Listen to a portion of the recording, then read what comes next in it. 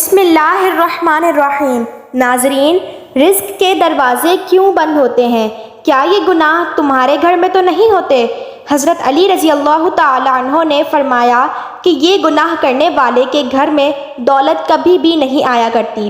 ناظرین، ایک دفعہ حضرت علی رضی اللہ تعالی عنہ کی بارگاہ میں ایک شخص حاضر ہو کر کہنے لگا، یا علی، دنیا میں کچھ لوگ ایسے بھی دیکھے ہیں جو امیر خاندان میں پیدا ہوئے ہیں، جب ان کا وصال ہوا تو اس وقت بھی وہ امیر ہی تھے، ان سے کبھی بھی رزق ختم نہیں ہوا، لیکن اس کے ساتھ ساتھ دنیا میں ایسے لوگ بھی پائے جاتے ہیں جو چند عرصے کے لیے امیر ہوتے ہیں لیکن بعد میں وہ غریب ہو جاتے ہیں یا ان سے رزق چھین لیا جاتا ہے۔ اس شخص نے پوچھا، یا علی، وہ کون سے ایسے گناہ ہیں جو رزق میں کمی لاتے ہیں اور رزق کو ختم کر دیتے ہیں؟ حضرت علی رضی اللہ تعالی عنہ نے فرمایا، اے انسان، 5 گناہ ایسے ہیں جس کو کرنے سے انسان کا رزق ختم ہو جاتا ہے، آہستہ آہستہ اس کے رزق میں کمی آنا شروع ہو جاتی ہے۔ اس نے پوچھا، حضرت وہ 5 گناہ کون سے ہیں؟ تو حضرت علی رضی اللہ تعالی عنہ نے فرمایا، وہ 5 گناہ یہ ہیں۔ نمبر 1، سود کھانا۔ حضرت جبرائیل علیہ السلام اللہ تعالیٰ کا حکم لے کر حضور صلی اللہ علیہ وسلم کی خدمت میں پیش ہوئے۔ فرمایا، اے اللہ کے نبی صلی اللہ علیہ وسلم، جو لوگ سود کا کاروبار کرتے ہیں، سود پر چیزیں خریدتے اور فروخت کرتے ہیں، ان لوگوں کو روز محشر اس طرح اٹھایا جائے گا کہ ان کے چہرے مسخ کر دیے جائیں گے۔ ایک بار حضرت محمد صلی اللہ علیہ وسلم لوگوں میں خطاب فرما رہے تھے۔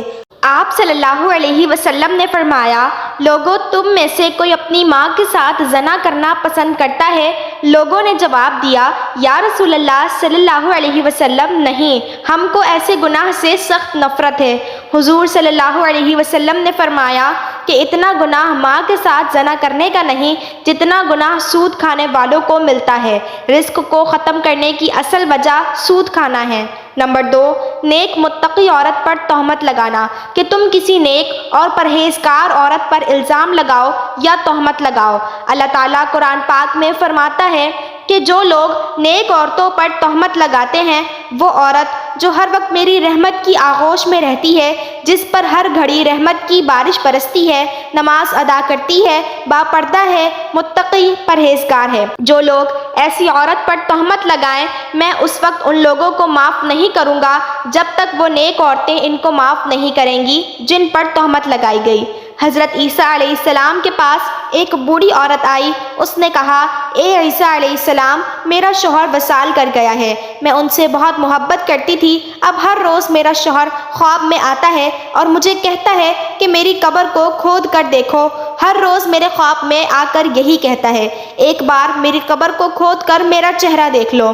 اے عیسیٰ علیہ السلام، میں بہت ہی دور سے چل کر یہ مسئلہ آپ کے پاس لے کر آئی ہوں۔ حضرت عیسیٰ علیہ السلام نے کہا، آؤ، میں بھی آپ کے ساتھ آپ کے شوہر کی قبر کھودنے کے لیے جاتا ہوں۔ تو قبرستان پہنچ گئے جہاں اس بڑھیا کے شوہر کی قبر تھی۔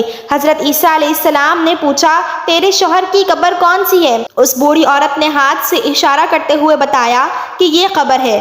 حضرت عیسیٰ علیہ السلام قبر پر کھڑے ہو کر اللہ تعالیٰ سے رو رو کر دعا کرتے رہے۔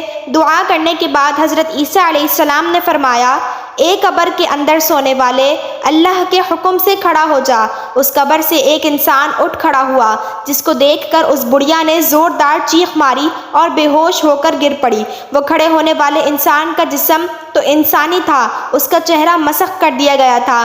جب تھوڑی دیر کے بعد اس عورت کو ہوش آیا تو حضرت عیسیٰ علیہ السلام نے اس زندہ ہونے والے انسان سے دریافت کیا کہ دنیا میں تو نے کون سا ایسا گناہ کیا تھا جس کے بدلے تجھ کو اتنی بڑی سزا کا سامنا کرنا پڑ رہا ہے؟ اس نے کہا، میں نیک اور پرہیزگار عورتوں پر تہمت لگا کر ان کا استعمال کیا کرتا تھا، جس کی وجہ سے مجھے یہ سزا بھگتنا پڑ رہی ہے۔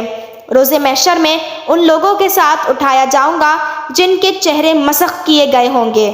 نمبر 3، شرک کرنا۔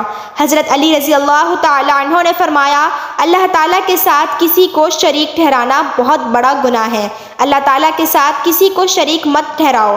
روز محشر اللہ تعالیٰ ہر گناہ کو معاف کر سکتا ہے۔ اس کے گناہ چاہے آسمان اور زمین میں موجود چیزوں سے بھی زیادہ ہوں، اس انسان کو چاہے تو معاف کر دے گا، لیکن شرک کرنے والے کو معاف کبھی نہیں کرے گا۔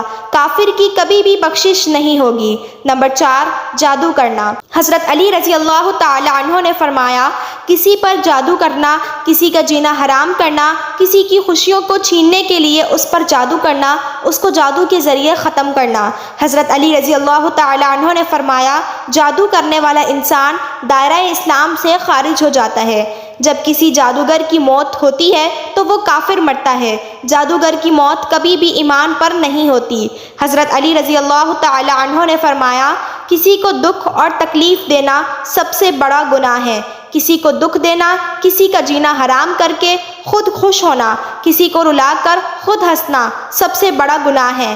حضرت علی رضی اللہ تعالی عنہ نے فرمایا، ان 5 بندوں میں سے اللہ تعالیٰ روز قیامت سخت حساب لے گا اور دنیا میں ان 5 بندوں سے رزق چھین لیا جاتا ہے۔ رسول اللہ صلی اللہ علیہ وسلم نے فرمایا، بے شک آدمی محروم ہو جاتا ہے رزق سے گناہوں کے سبب جس کو وہ اختیار کرتا ہے۔ اللہ پاک ہمیں ان گناہوں سے بچائے۔ اللہ پاک ہمارے رزق میں برکت عطا فرمائے اور ہمیں غیب سے کشادہ رزق عطا فرمائے۔ آمین ثم آمین۔ تو امید کرتی ہوں کہ آپ کو یہ ویڈیو پسند آئی ہوگی۔ ویڈیو اچھی لگی ہو تو ویڈیو کو لائک کر دیں اور کمنٹ باکس میں اپنی قیمتی رائے کا اظہار ضرور کیجیے گا۔ اور اگر آپ مزید ایسی معلوماتی اور اسلامک ویڈیوز دیکھنا چاہتے ہیں تو میرے چینل واقعہ پلانٹ کو سبسکرائب کر لیں۔ تو ملتے ہیں دوسری ویڈیو میں، تب تک کے لیے اللہ حافظ۔ دعاؤں میں یاد رکھیے گا۔ شکریہ۔